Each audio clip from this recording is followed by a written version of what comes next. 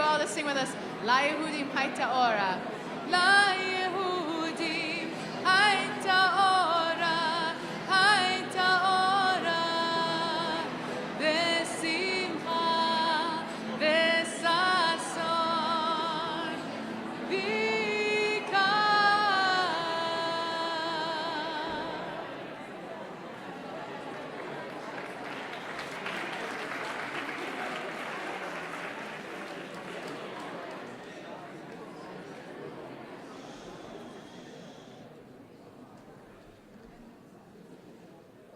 Hi, everyone.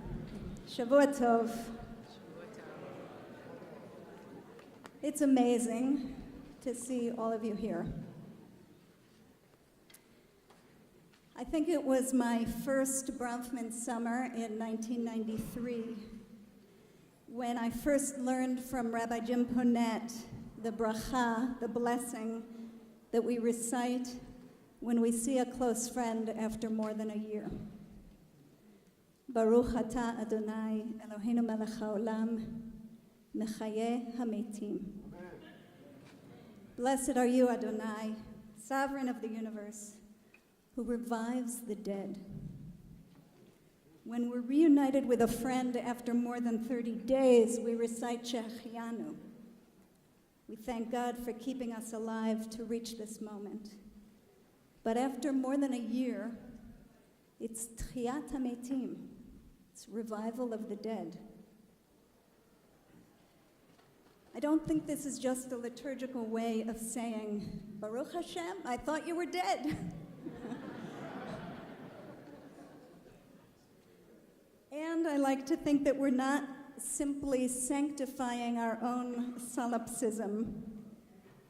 Thank God for bringing you back to life, because if I haven't seen you for a year, it's as if you haven't existed. When I say this bracha, I am thanking God for bringing me back to life by bringing you back into my life. I recognize that seeing you, being with you, reawakens and revives something in my own spirit. Baruch atah Adonai mechayeh hametim. The insight of this bracha is that reunions are not only about nostalgia, they are about renewal.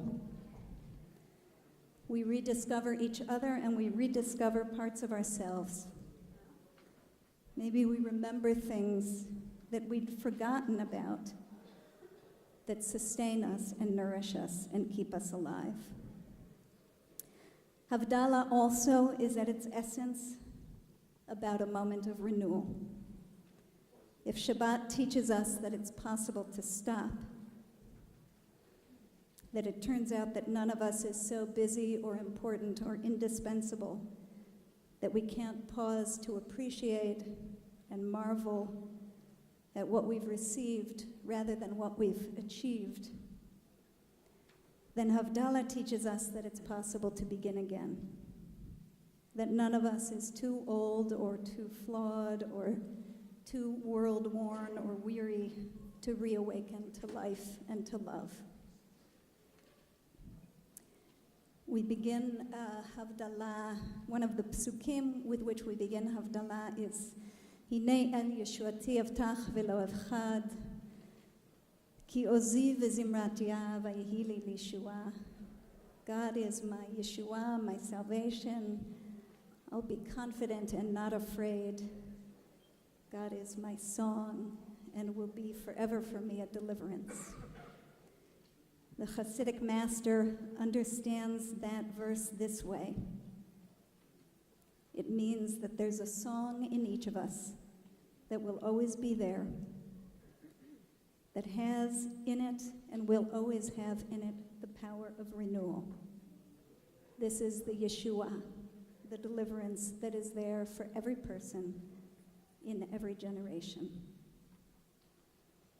May the friendships that we've been blessed to forge in this extraordinary community continue to be a source of life and learning and creativity for all of us. And may we remember with this Havdalah together to open our eyes and noses and hands and hearts to the sweetness that's everywhere around us to be tasted and smelled, to the light that's at our fingertips, and to the song that's in our souls.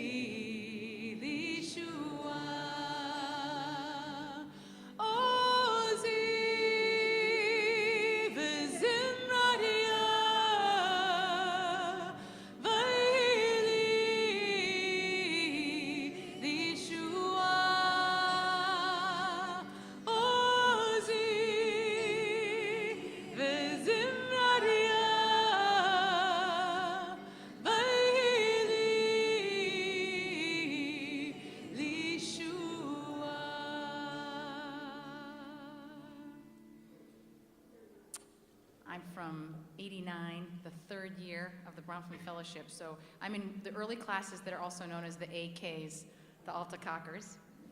And so much of my summer stayed with me, but I think one of the things that stayed with me the most were the nigunim, the melodies that we sang.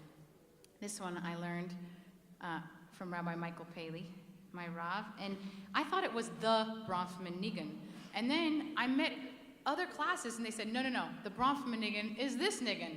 So I realized actually that it seems like there are several generations that really think that they've got the Bronfman nigun. So we decided that we would actually weave a few of these nigunim from different eras of the last 25 years through our Havdalah service. So you can vote with your voices and share which one you think is actually the Bronfman nigun.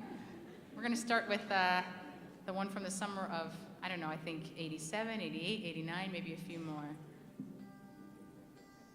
Ya la la la, ya la la la, ya la la la la la, ya la la. I meant to ask you to rise. Hi la la la la la la, ya la la la, ya la la la, ya la la la, ya la la la, ya la la la la la, ya la la, ya la la la.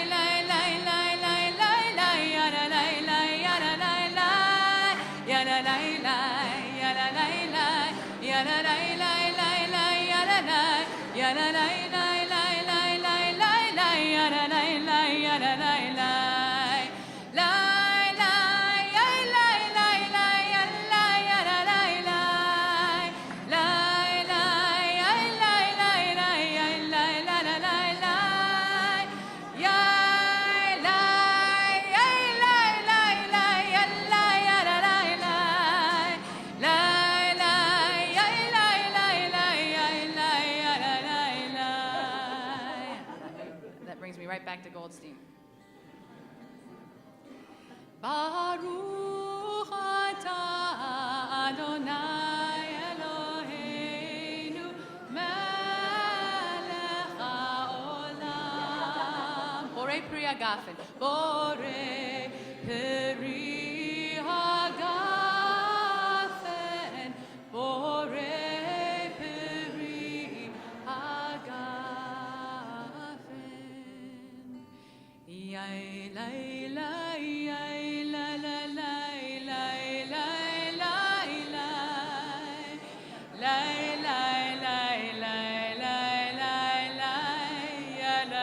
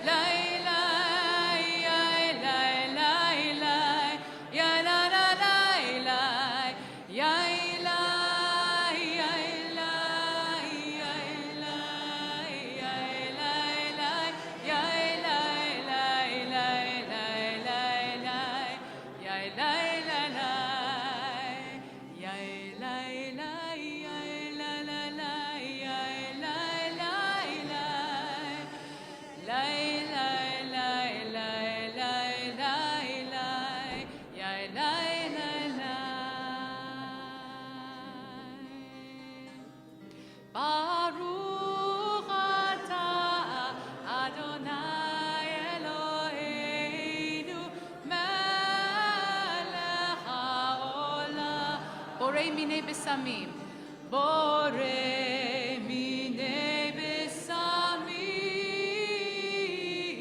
borei minei besamim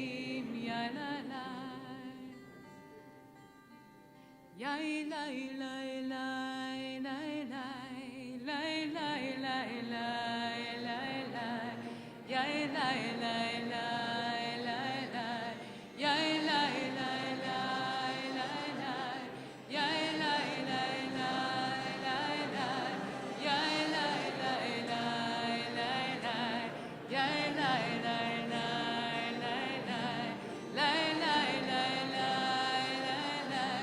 lai lai lai lai lai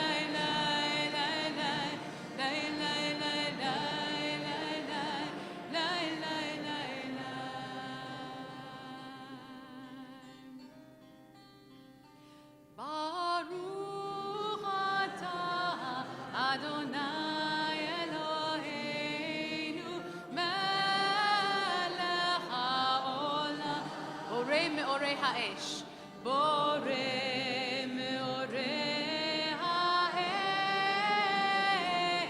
borei meorei ha'esh yai lai bam bam bam bam bam bam bam bam bum bum bum bum bum bum ba-dum bum bum ba-dum bum bum bum bum bum ba-dum bum bum bum bum bum bum bum bum bum ba-dum bum bum ba-dai dai dai dai dai dai dai dai dai dai dai dai dai dai dai bum bum bum bum ba-dum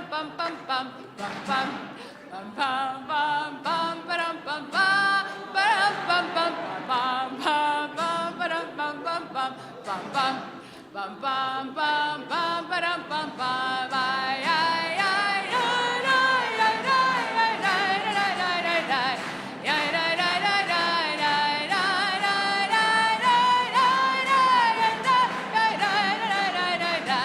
ay ay ay ay ay ay ay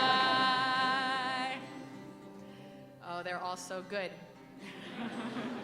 I sang them well.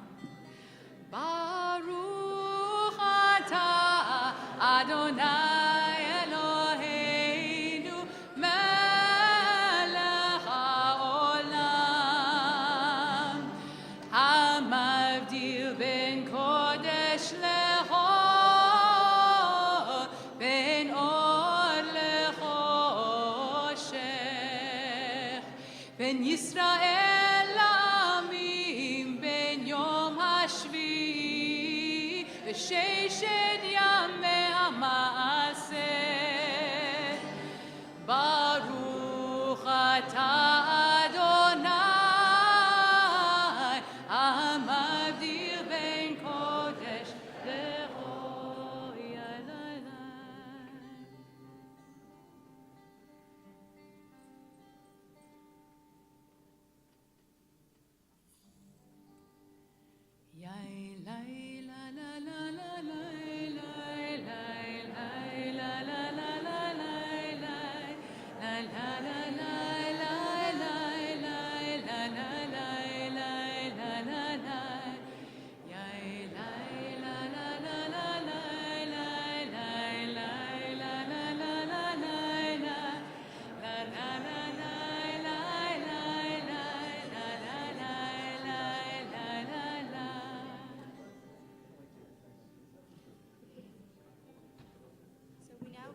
We now conclude the Havdalah ceremony portion of the evening by singing Eliyahu Hanavi. And we sing it here for several reasons. Traditionally, coming of Elijah the prophet will signify the arrival of the Messiah and the world to come, which will be supposed to be one very long Shabbat. And so every Shabbat is a preview of the world to come. And I specifically encourage everyone to think about the Shabbat that is now ending, the Shabbat that we were able to spend with everyone here, part of the Bronfman family and the community together. And now, hopefully, we have a little better of an idea of what the future world will be like.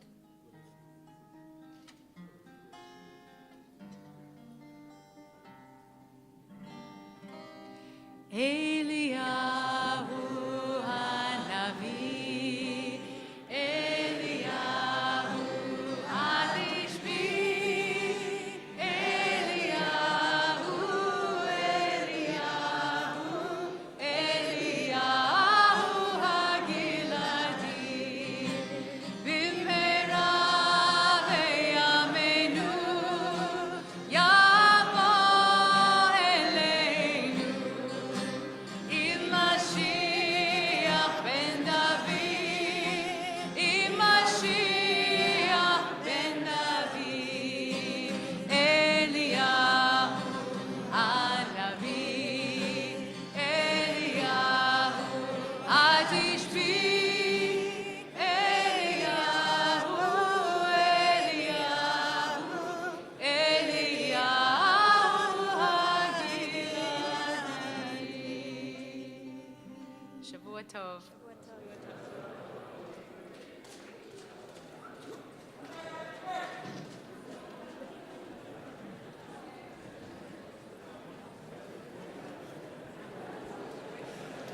Wow, that was so nice. That was great. That was really amazing.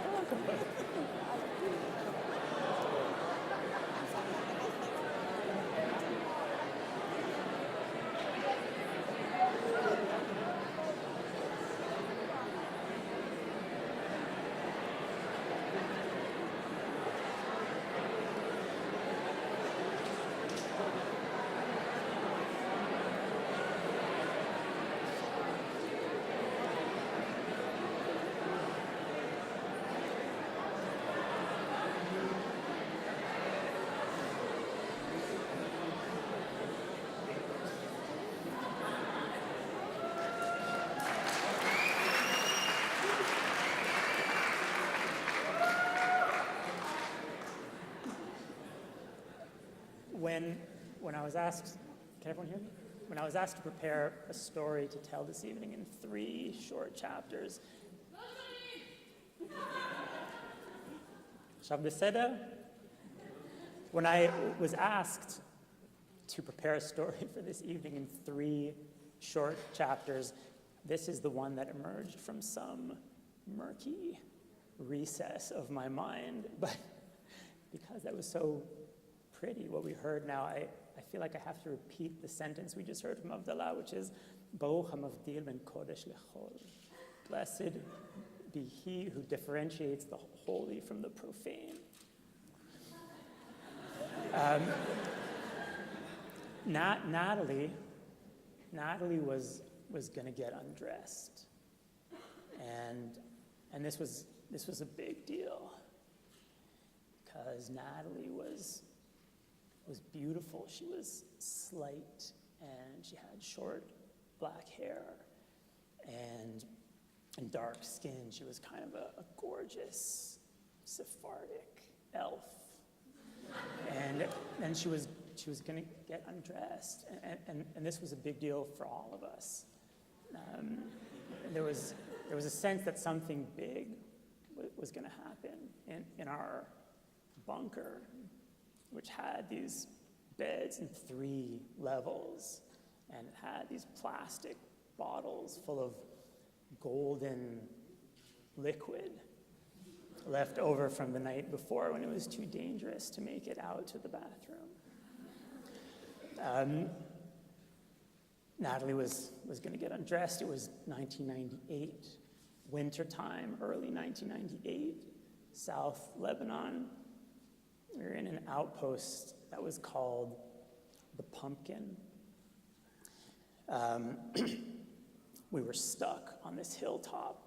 We couldn't get in or out. The helicopters couldn't get in because the previous year, 2 choppers coming up to the Pumpkin had crashed into each other and killing everyone on board. And the land convoys couldn't get in because the roads were mined. And we used to be stuck at this base for weeks at a time. And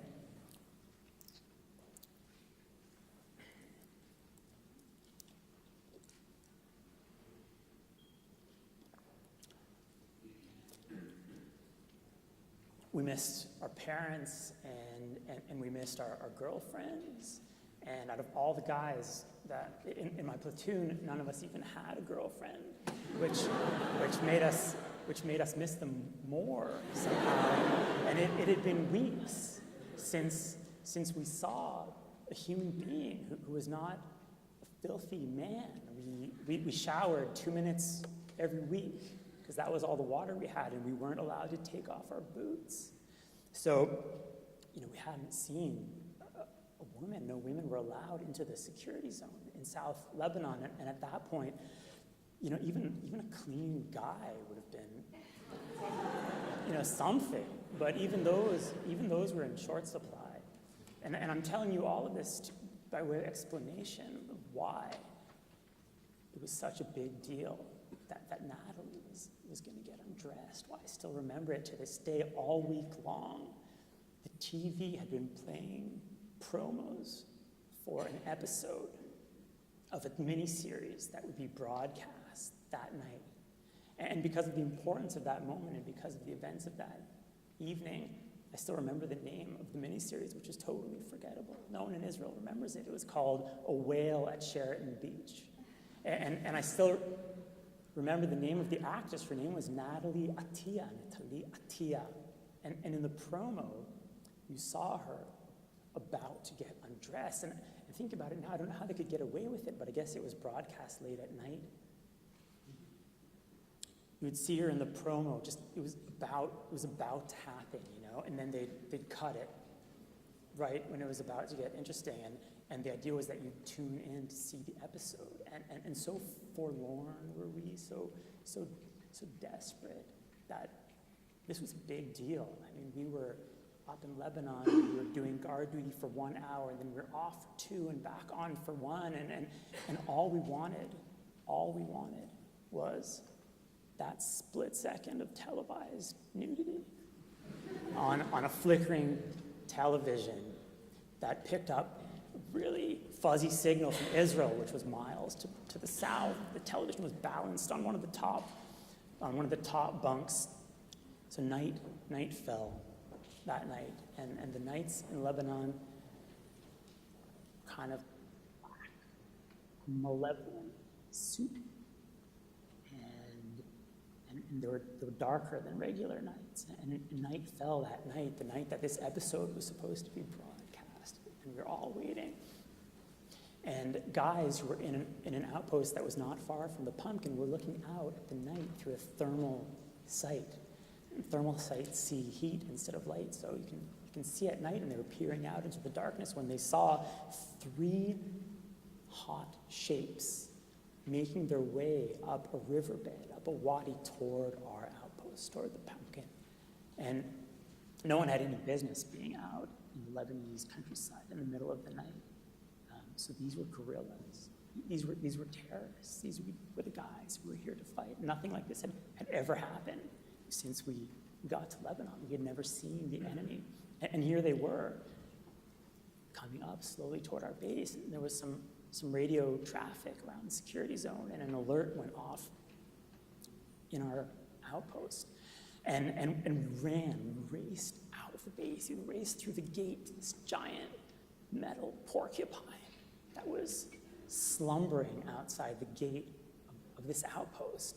And there was this massive armored vehicle that was bristling with antennas and machine guns, and it really looked like a huge porcupine. And we clambered inside, and a crew of 4 tank guys ran out of the outpost, and they climbed into their tank, and both of the vehicles belched this vile black smoke.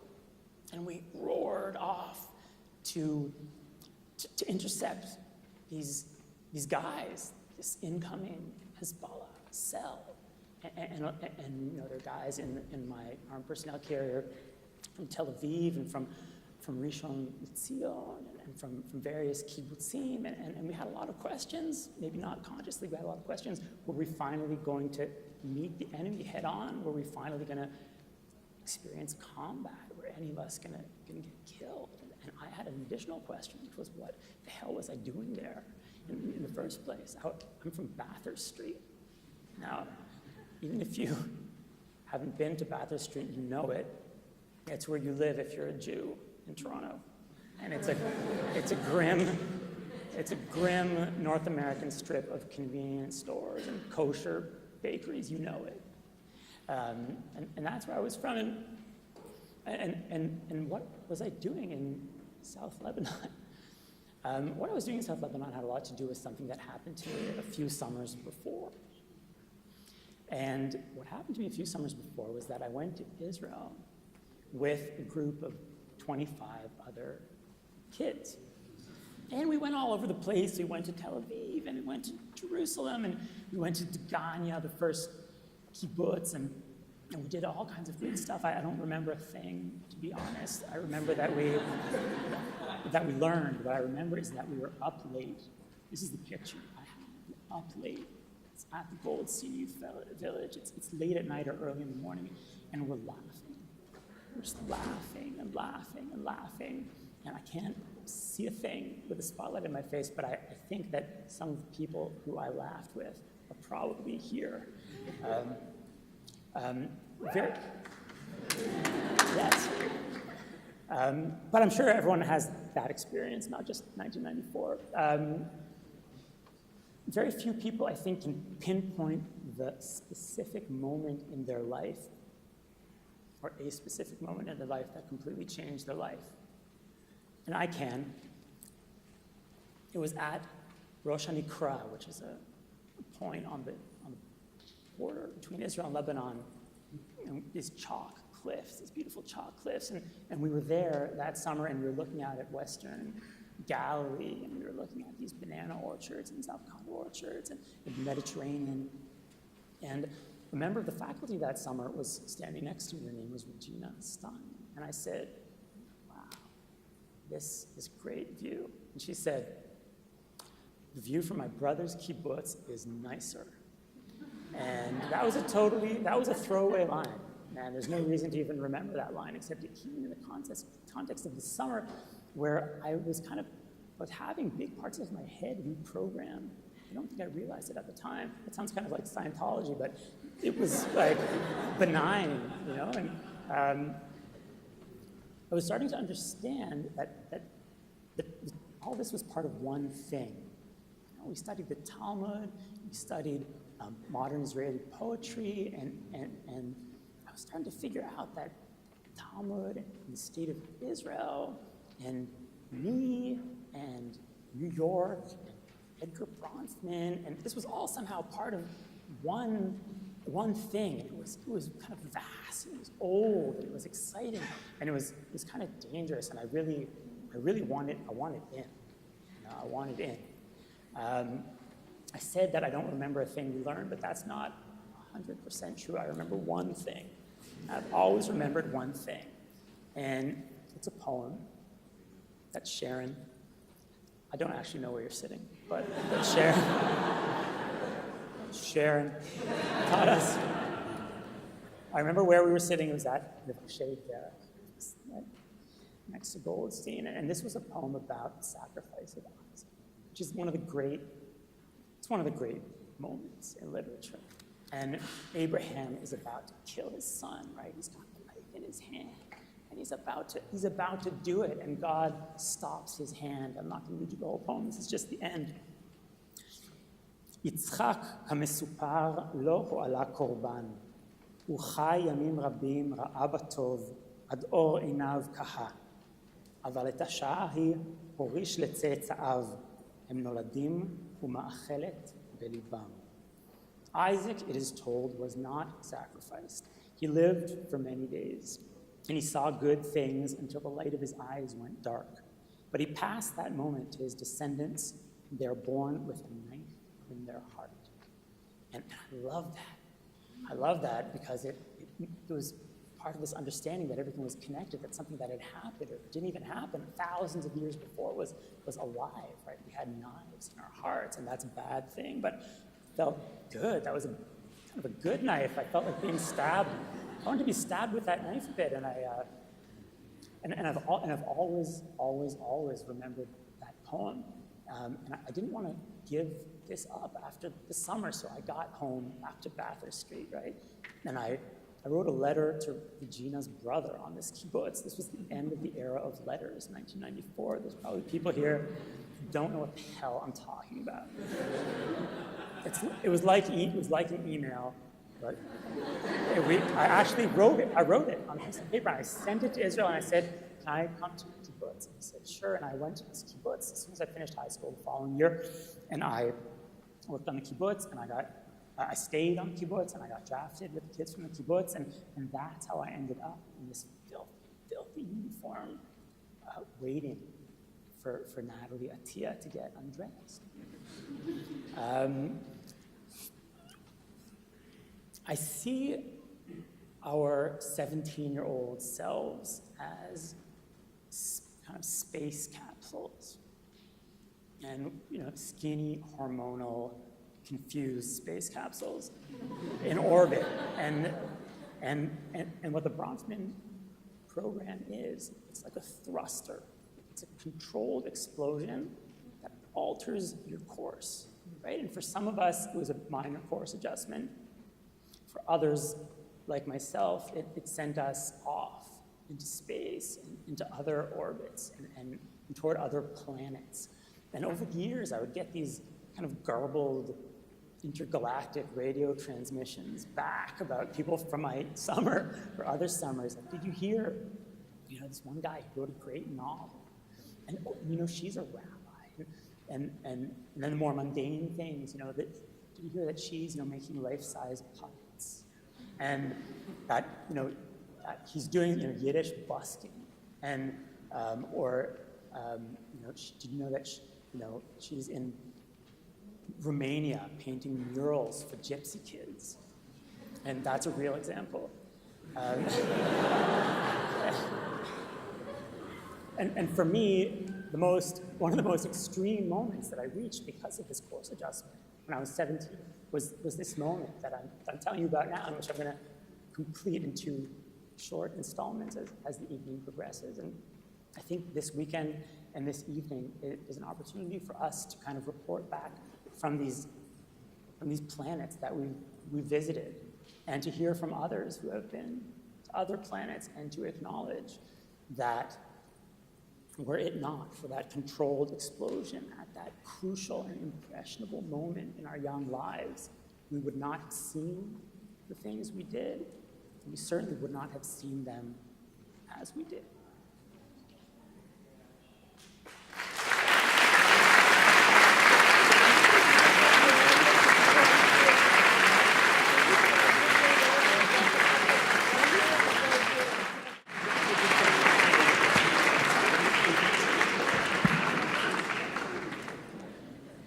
So we're joined here tonight by 3 members of the Bronfman family. I know all of us feel like we're members of the Bronfman family. Lisa said before, the Bronfman family, and she was referring to this community. But we have Edgar Bronfman here with us, and Jan Aronson, and Adam Bronfman, whose dedication to this project, 25 years and looking towards many, many more, have made our own experience possible and our growth possible. In the film, which was really beautiful and moving, there's a reference to what the Bronfman summer is, and it's an interval is what it's referred to. And for those of us who are alumni or spouses or parents of alumni or children of alumni, there's quite a few here, we know that the Bronfman experience is more than just an interval that happened in our summers when we were 17.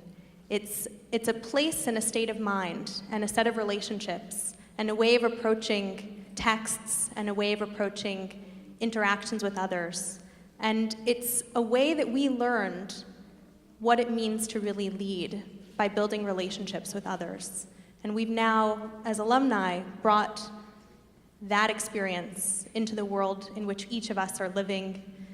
And that's what this community, what we hope this community can continue to be for all of you, is a continued experience of those intervals so that you can re-energize and bring those intervals to all the other people that you interact with. So I'd like to ask Edgar Bronfman to come up and say a word, and I'd like us all to take a moment to thank him for the most incredible gift of that interval and that belief in investing in leadership and leadership in the future. And we want to thank you, Edgar.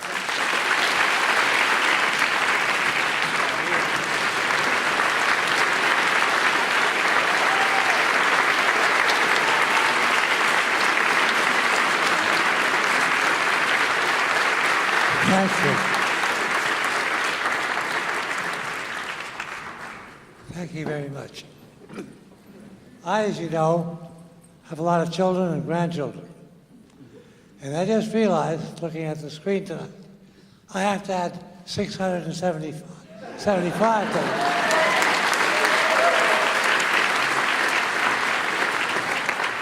And the bad news is, it keeps growing by 26 a year. You know, I'm very proud to have started this. I'm even prouder that I had the intelligence to keep my hands off it and let the professionals do a really wonderful job. And I thank those professionals.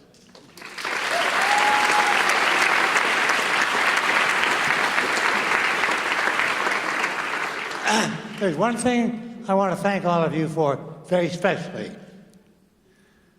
As Donna and Adam and Jan will tell you, I've been searching for a long time for a service that had joy in it.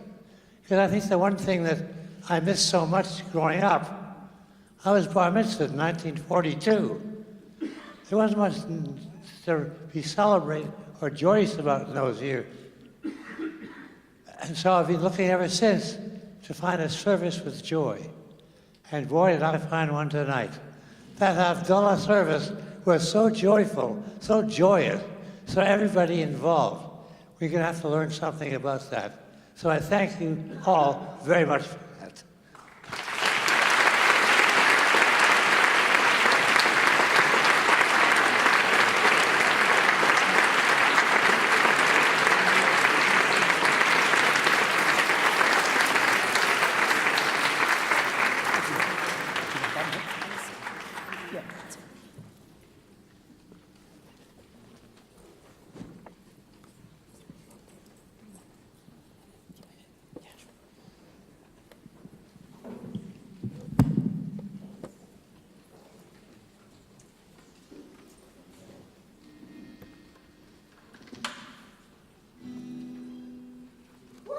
Hi.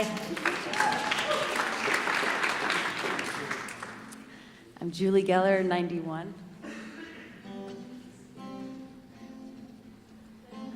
was trying to figure out what to play, and I just think this is the right song. I'm going to play two songs. And I think for a lot of us, our Bronfman summer was the first time that we were sort of catapulted to a new planet, as Monty so beautifully said, and just realized we didn't know what was, we just didn't know so much. Used to be that I wished to stand for something, now I'm saying to myself, hey, that's a pretty dumb thing, 'cause I'm just living day to day, just minute to minute, always doing my best, but what I got in it I don't know. And once there was a time when I knew something real, now I'm reconsidering the whole deal. I'm just wanting to be good, to be kind, to be pure, trying not to forget what it's all for, 'cause I don't know nothing at all. I don't know nothing at all. Nothing at all. Remind you of your summer? 'Cause I'm just one piece of this puzzle, and it's greater than you and me. It's all that's ever been, and it's all that will ever be. Tell me, how do I find my place in this huge world? Tell me, how do I find my place in this huge world? I don't know. And now I'm writing songs that I already wrote once before. Now that gal from Greenpeace is back knocking at my door. Tell me, how can I save the world when I can't save myself? Maybe you ought to be knocking at the door of someone else, 'cause I don't know. 'Cause I don't know nothing at all. I don't know nothing at all. Nothing at all. And when my heart was bursting and full, I knew where to go, 'cause I felt that strong pull. And I breathed in the air and I breathed it in deep, and I knew in my soul it was not mine to keep. And I walked the earth sacred and strong. Then one day it felt like the cord was gone. I said, hey, hey, hey, what's happening here? Where's the love? Where's the love? Where's the love? What's this fear? I don't know, 'cause I don't know nothing at all. I don't know nothing at all. Nothing at all. And so in closing, I want to say thank you, good people, for your ears and your hearts and your gentleness. For without you right here, right now, I wouldn't be singing this song. And even in times when I've lost my way and darkness surrounds me, just like today, I just dig and I dig through this thing, 'cause something in me says sing, hey. So I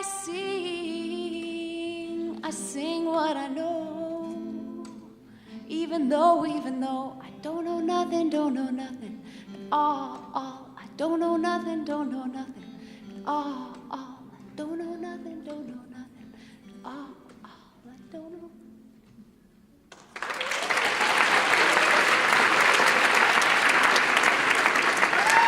Thank you. So I feel like I've received so many gifts from so many people in this room and from this whole community. May I offer my own gift to you guys? I'd like to tell you what I've learned in my life. And I have learned the secret to happiness. Might I share it with you? It's hard. It's hard to do. Do you still want to hear what it is? It's kind speech.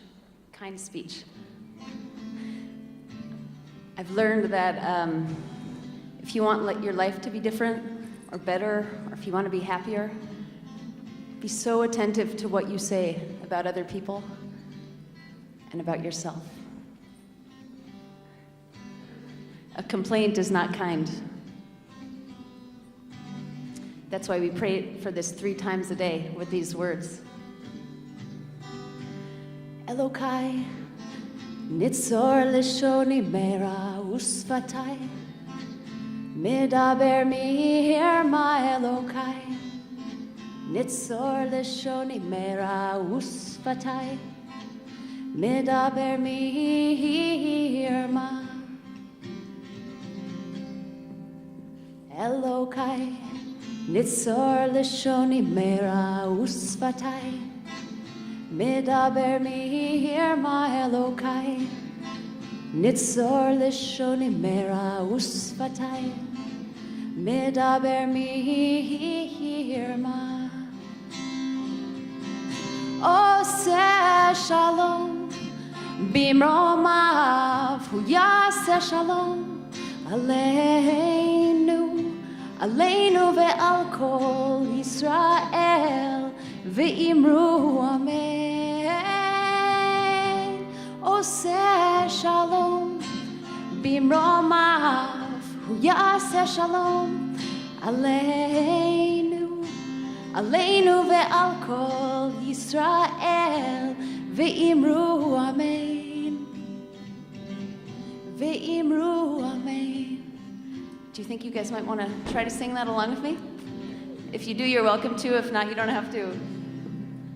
Elokai, nitzor leshoni mera usfatai. Yeah. Medaber mihir ma Elokai, nitzor leshoni mera usfatai. Medaber mihir ma. Again, Elokai. Elokai, nitzor leshoni mera usfatai. Medaber mihir ma Elokai, nitzor leshoni mera usfatai. Medaber mihir ma. Oseh shalom. Oseh shalom bimromav, yaseh shalom aleinu, aleinu ve'al kol Yisrael, ve'imru amen. Oh, oseh shalom bimromav, yaseh shalom aleinu, aleinu ve'al kol Yisrael, ve'imru amen. Last time, Oseh shalom. Come on, I lost guitar. Oseh shalom bimromav, yaseh shalom aleinu, aleinu ve'al kol Yisrael, ve'imru amen, ve'imru amen. Elokai, nitzor leshoni mera usfatai, medaber mihir ma Elokai, nitzor leshoni mera usfatai, medaber mihir ma.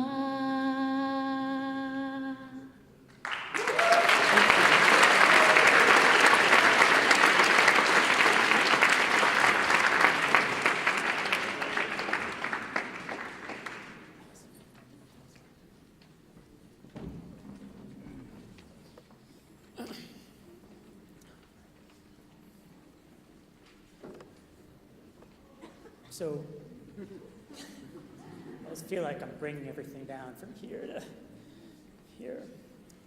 So we're in South Lebanon, right? Remember, and it's the night that Natalie was supposed to get undressed, and we're in this armored vehicle driving down this dirt road out of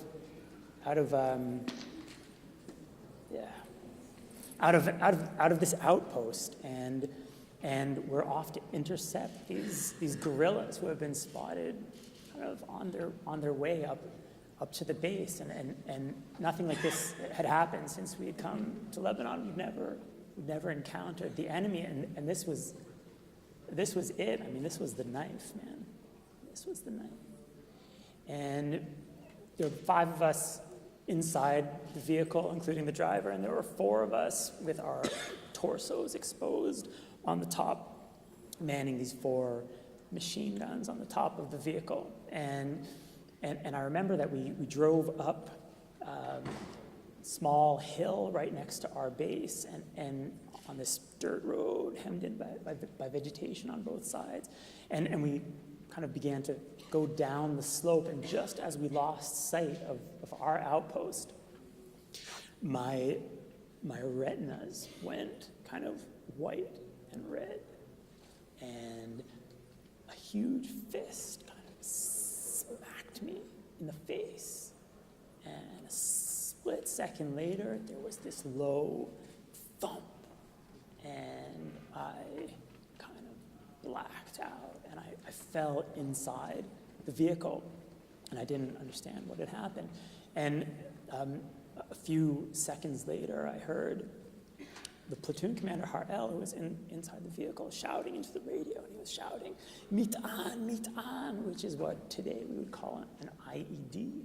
Didn't have that at the time, and that's what had happened. The vehicle was crippled, and I had this wetness on my face, and I was sure it was blood. And I bent down to my friend Yoni, who was inside the vehicle. Yoni was a big Backstreet Boys fan, and this was '98, and a more pertinent fact would be that he was our medic. And he said, "Yoni, man, what, I got blood on my face." And he looked at me and he said, "You don't have anything on your face." And I got back up kind of disappointed and regained the machine gun on the roof. And the vehicle had been crippled, and one of the treads had been blown off, and there had been fragmentation on the side of the vehicle, and the engine in the back was on fire. It was burning. And we had to put out the fire, because if we didn't, we would all blow up with the ammunition in this vehicle. And the closest guy to the fire was me. So I was told to take the fire extinguisher out of the vehicle and then get out on top of the vehicle. Now, we were sure that there were guys in the bushes, right? They were hiding in the bushes. And I got out on top of the vehicle. It was very far from Bathurst Street, and I was wondering how it was going to feel, and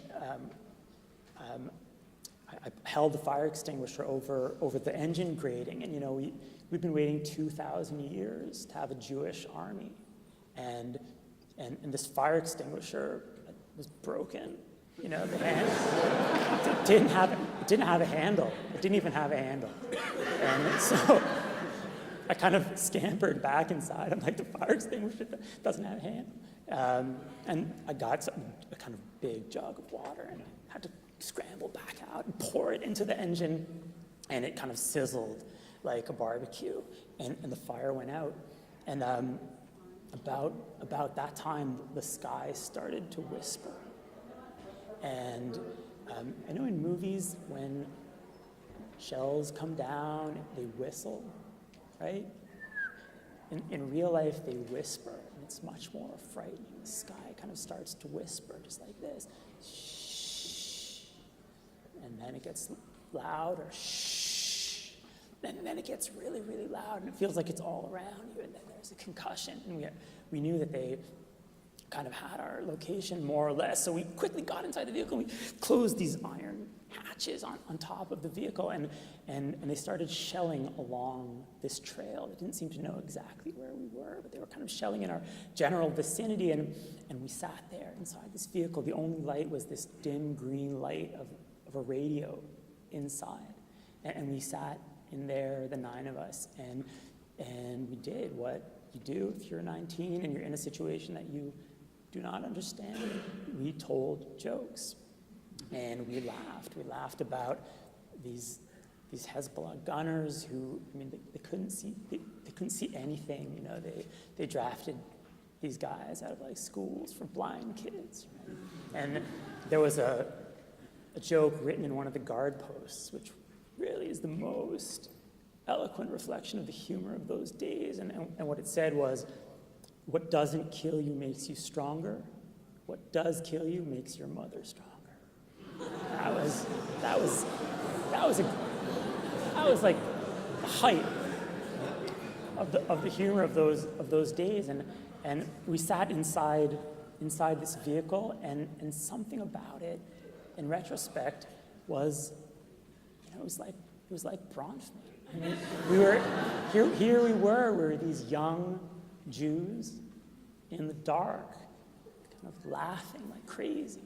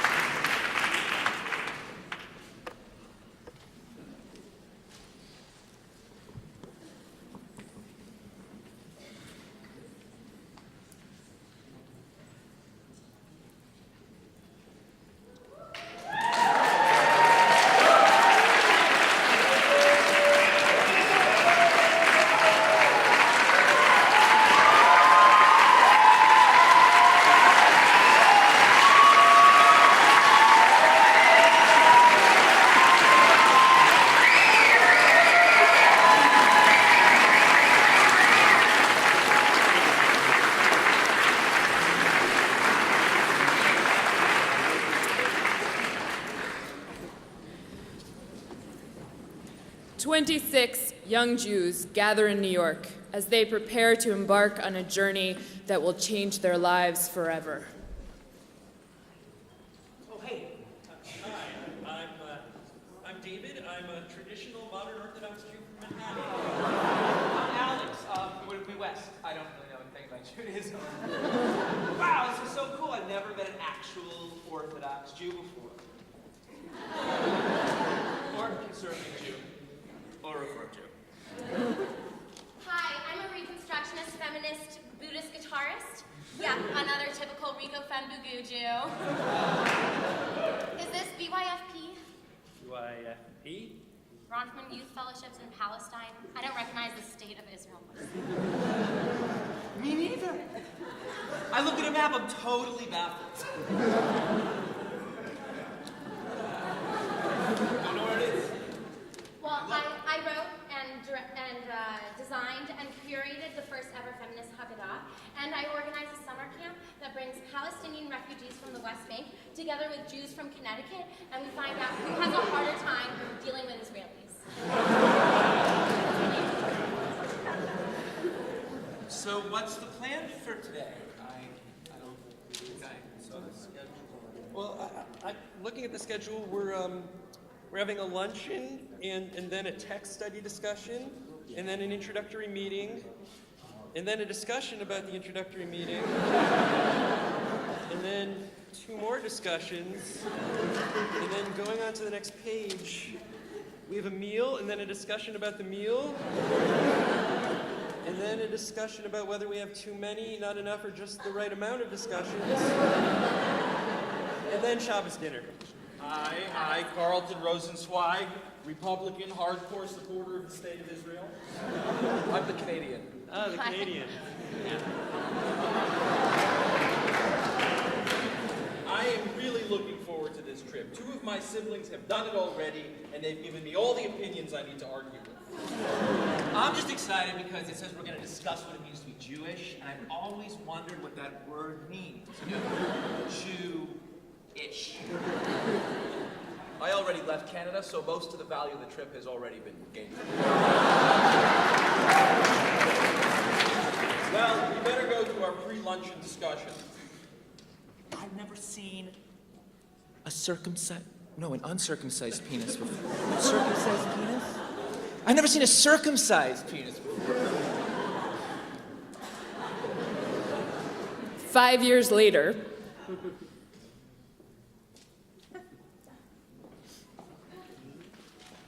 I haven't seen you guys in forever. What have you been up to? I go to Harvard. Yeah, me too. Yeah, Harvard. I guess we all go to Harvard. Of Canada.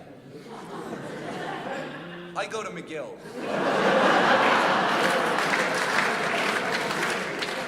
It's like Harvard, but of Canada. Hey! Alex, how's yeshiva? Oh, it's great! Such a good to see all of you. Baruch Hashem. Shekianu, v'kimranu, v'higianu le'en bon han. Oh,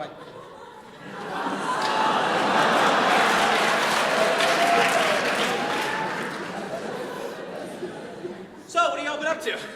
I'm doing a joint concentration in women's studies and Gender Studies with a minor in Female Studies. I'm studying government with a minor in French. You know thine enemy. On the side, I run a neoconservative floor hockey league. That's great. I'm a Judaic Studies concentrator and president of Hillel. Oh, I guess that's kind of Jew-ish. Where's Ronit? Oh, she's still having claustrophobic flashbacks to the time we had to crawl through those caves near Masada. So, is it me, or was Bronfman a really transformative experience? I know! It's so hard to believe that back then I was a Reconstructionist feminist Buddhist guitarist and not the Buddhist Orthodox Jewish feminist Hindu I am today. It's crazy. What is that? And I learned there are many ways to be Jewish, all as valid as mine. Your way of being Jewish is not valid, David. I learned nothing, except that all of my views are even more correct than I thought they were. Case in point, that Shlomo Bar concert really solidified my stance on full criminal prosecution for marijuana. I'm still Canadian. I can't believe it's been 5 years already. I know, I've already have like 12 kids. Triplets, quadruplets, quintuplets, 12. I've only had 2 children. I miss you guys. Do you remember how horrible the food at the Golden Youth Village was? I don't remember. Let me consult my journal. Oh, right. Yeah, those were the days.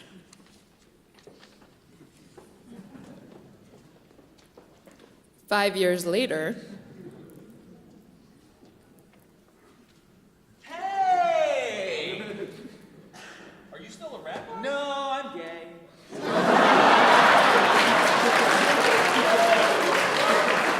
Slight heroin addiction. You know, the rabbi thing was really great, but I just think the gay drug addict sort of works better for me. I mean, Well, I'm doing very well. I financed several successful Republican House and Senate campaigns. I've kept those Red Bulls coming on for some of the most exciting regressive filibusters in U.S. history. that's great. Hey guys, Alex, so good to see you. Not Alex, David, Judith. Oh, sorry. Typical of you to project the concept of a man on the concept of a rabbi, traditionally associated with men. So you're a rabbi now? I prefer the term rab person. David, how you doing? How are you? Look, face the audience. Yeah, how are you? Great, I'm a famous writer. I just wrote my 3rd best-selling novel. Yeah, I heard about that. Congratulations on all the success. Thank you. My most recent book explores different strands of my Jewish heritage, as do the first 2 books. I also wrote a book on the conflicting sides of my heritage. My mother is from Ontario, my father, British Columbia. Not best-selling. But let's just say Passover Seders are tense.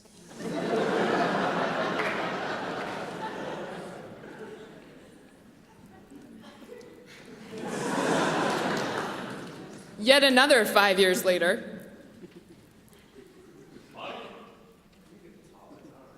I'm a rabbi again! Wait. Sorry. Hey guys, I'm a rabbi now. I'm a rabbi again! And a mole. Oh, so I guess you finally seen a circumcised penis. I'm a gay Moel. You've seen a few. Well, I finally realized my true calling, and I got my Canadian citizenship. We can hug again. And I became a Reconstructionist feminist Buddhist woman. And a Quebecois separatist. So I forced myself. How about you? Gay drug addict. Wow! But I'm still a Republican. So, you guys coming to the reunion next year? Totally. Would not miss Yeah, it. oh, it'll be so much fun. another 5 years later at the So only 2 of us came. Yeah. Remember the food at Goldstein? Yeah, it was terrible. Terrible.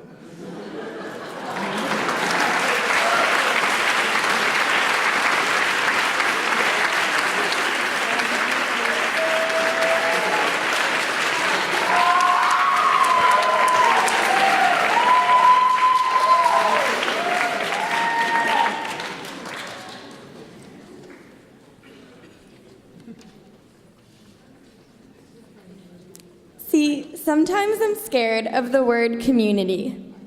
Wriggling its way through written text, nesting into the braided strands of a challah at Shabbat lunch, hung above mantles, whispered in prayers, and converging on conversations with the persistence of a kid that wants to be coddled, or at the very least cuddled, because sometimes we all just need human touch.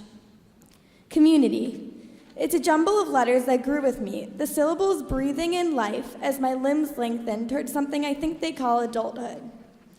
I'm 5 years old, and my mother calls up my classmate, the one who jungle gyms alone at recess and eats crayons flavored ooh la la lavender and paint the town pink, the one who picks her nose and wears weird clothes, and a playdate's arranged because, as my parents say, I'm part of a community, which apparently means kindergarten social suicide. I'm 9 years old and told to do Bikor Cholim, which means visiting a sick classmate, in a hospital that smells of antiseptic, tuna fish, linoleum fragility. The walls and the people and the noises so white they give me goosebumps. The respirators humming and the wheelchairs hissing, and it's all for some boy who I've never even spoken to, some boy who cheats when we play gym class gaga. But hey, apparently I owe him this because we're part of this community. I'm 12 years old, and my classmates and I volunteer at a homeless shelter on Lexington and 110th. We bring them pizza, but an elderly man with flesh and folds shakes his head. He's on a diet. He's hungry, and it's complicated. And he doesn't want my pizza, so instead I'll write a poem. He'll never know that he's caught on this page, but we're linked somehow. We're small bits of wonder in something much larger. I'm 17 and in Israel with 25 kids, and I'm learning quickly. Learning that growing up means growing down, that tallness means coming to terms with my own smallness, that insignificance tastes like peanut butter and glues my jaws together so I can't eke out words lest the syntax of my sentences not suffice. We spend our nights having long conversations that broaden and sometimes bloat my world, wishing my universe could take Advil for its growing pains. When I came back from Bronfman, my blue jeans were 2 inches too short. It was just my world spawning new worlds, suddenly carrying with it 25 new lives.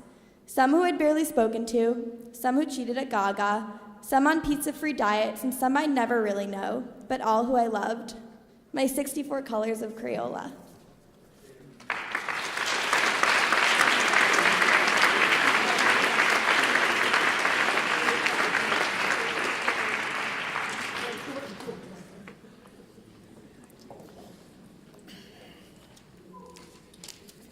This is the last segment of my account of my flirtation with the extreme edge of Jewish experience in our times. The biggest joke of the whole evening, which we didn't know at the time, we were in this trapped in this vehicle, is that the next day they were going to send out trackers to see if they could pick up the footsteps of these gorillas we'd been sent out to find that night. And the trackers went out and they looked around and they came back and there was no doubt about it. They were wild boars. There had never been any gorillas at all. I see a straight line between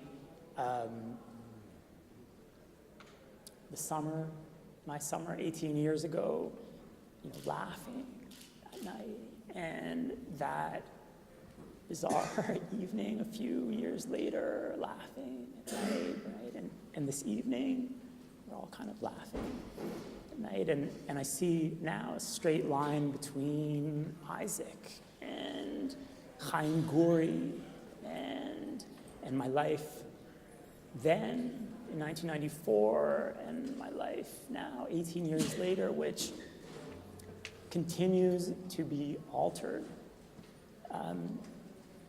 by the people I met that summer and by the experiences that I had.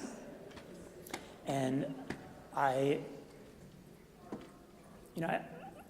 that night in the vehicle, I wasn't thinking about that.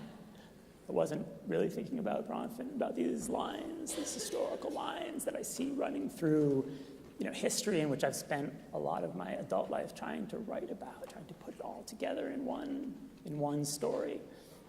That night in the vehicle, when we were kind of all inside in the dark, with just that green light of the radio, I remember being very conscious of my friends and being very conscious of the shelling.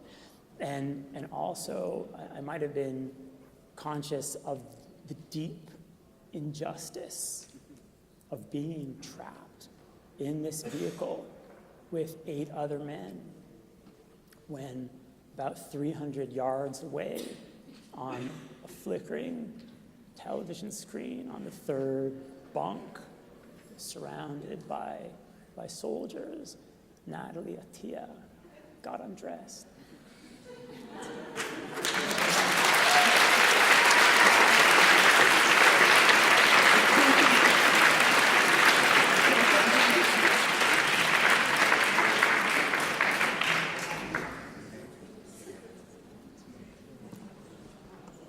There are drinks upstairs. There's also the rumor of some food. But we can't get them out of this evening without studying a little bit of text. So we've heard that we're a community rooted in a journey. We joined this community by traveling with strangers to an unknown place. Along the way, we've made ourselves some teachers and some friends. But that trip ended many moons ago. So where does it live now? What does it mean to be a Bronfman Fellow? 1 year out, 5 years out, 15 years out, for some of you, 25 years out. On a night celebrating teachers and friends, I want to share with you this text as a kind of an anniversary gift. It's a short text in which Reb Nachman of Breslev asks, why do we go on journeys? In his language, the journey has a destination. The tzaddik, the Rebbe, the teacher. Maybe somewhere in this text is the beginnings of an answer of what it means to be a Bronfman Fellow throughout our adult life. Okay, so in order to answer Reb Nachman's question, which is a little cropped in a funny way, but we'll figure that out, he uses 2 texts, one about a baby and one about an object. The first text is a midrash, a Talmudic legend, which tells of how when we were in our mother's womb, we knew all of the Torah. You might not have been aware of this. And then a moment before we were born, and it's a well-known story, an angel comes and smacks us across the face. In most sort of American versions, he gives us like a kiss on our lip. But in the Talmud, he slaps us across the face. And the second he does that, we forget everything, and it's then that we are born. Our second text is the first mitzvah that children used to learn in the cheder, the mitzvah of hashavat avedah, the obligation to return a lost object. It's the foundational Jewish statement of responsibility. What is this? This isn't mine. I didn't leave it here. Now you're telling me I have to find who this belongs to and give it back to him? That's the mitzvah of hashavat avedah. So why do we go on journeys? Let's hear how Reb Nachman uses these 2 texts to try and answer. Da שצריך לנסוע להצדיק לחזור על אבדתו. Know that one must travel to the tzaddik to seek that which one has lost. For before one is born into the world, they are taught and shown everything they need to create and labor and achieve in this world. And once out in this world, it's all forgotten from them, as our rabbis teach. And this forgetting is like losing an object. As our rabbis called the ones who forgets, someone who has lost. As they say, quick to hear, quick to lose. And one must return and pursue their lost object. And the lost object is with the tzaddik. For a tzaddik searches for his or her own lost object until she finds it. And once she's found it, she pursues and searches for other people's losses until she also finds their losses, until she finds the lost objects of the entire world. Therefore, one must journey to the tzaddik to seek and recognize one's loss and to find it there again. What's in this text? Reb Nachman is clearly an existentialist. The human condition is one of being lost. Being born is to have forgotten. But he's also a romantic. There is a purpose to our birth. We each were born to create and labor and achieve in this world. It's not promised to us. We'll have to labor, and only then we might get to it. The only problem is we've seemed to misplace it somewhere. And so the entire world is on a journey, seeking for their missing object, even if they've forgotten that that is what they're doing. This might seem quite depressing, a world of lost objects. But perhaps the only thing sadder than that is to forget that there is something that we've forgotten, to stop looking for it. I know for myself, at times I tire of the search, take a break, worry that perhaps I'm settling for less. With the passing of time, I become appropriately cynical of the whole endeavor. And then I encounter a tzaddik, a person who makes me yearn for something beyond, who connects me to something greater that I seem to have forgotten. Some of my best tzaddikim are not people at all, but places and books, texts, communities, smells, or seasons. Some people find the tzaddik in a sharp question from a friend late at night, or a good joke, or a pine nut, or simply a nigun. For me, and Reb Nachman might have not actually meant this, the true tzaddik doesn't find the object for me. It's not about authority, it's about relationship. At best, it's about being pointed in the right direction, asking the right question, and creating the space or the community in which we can find our object again on our own. Reb Nachman in this text is at his best, though, when he turns this journey from a self-centered trajectory into an act of giving. Because you see, once we've found our object, it immediately turns into a responsibility. Once we know what it is that we're here for, looks like we're pretty good at searching. Looks like we're pretty good at finding. And immediately, we need to turn around and find for other people and help other people find their own. Some might call this leadership. I just call it friendship. This is the endeavor of our community. Having gone on journeys ourselves, we seem to have a knack at helping others with their lost objects. Wherever we turn, Bronfmanim seem to create communities in which such questions can be asked, where ideas matter and different perspectives can be heard, where people are reminded of what they've lost and serve as teachers to each other along the path. Our journeys take place on different planes and separate languages. For some, it's an intellectual journey, for some, a spiritual one. But regardless of our professions or our place in life, for Bronfmanim, it seems to be about not only going on our own journey, but creating the space for others to go on their journeys as well. There is one condition, however, and Reb Nachman states it very clearly at the end. The tzaddik does not return the object to the person until she searches them, that they are not a charlatan. You have to be looking for your lost object, not somebody else's. This is perhaps the scariest part of it all. We have to bring ourselves, earnestly and honestly. It's about an authenticity, a candor, a humility. Even though it's been a while since that journey that perhaps started at 17, when we come together from time to time, we're reminded that that's what we're about. And when we see other people and the communities they've created, the way they're in the world, it actually allows us to see that we're probably already doing that as well, finding our lost object and helping others along the path.